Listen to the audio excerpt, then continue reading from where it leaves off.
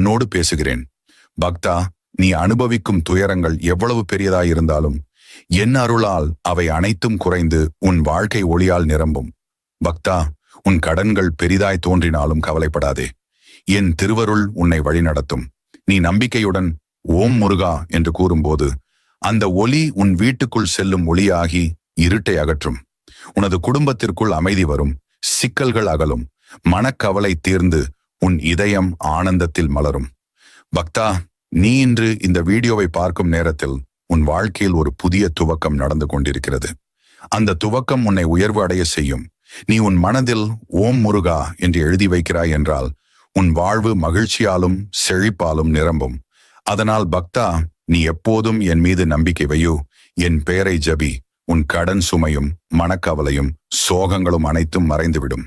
பக்தா, இந்த அருளான செய்தியை உனக்கு கொண்டு வருகிறேன்.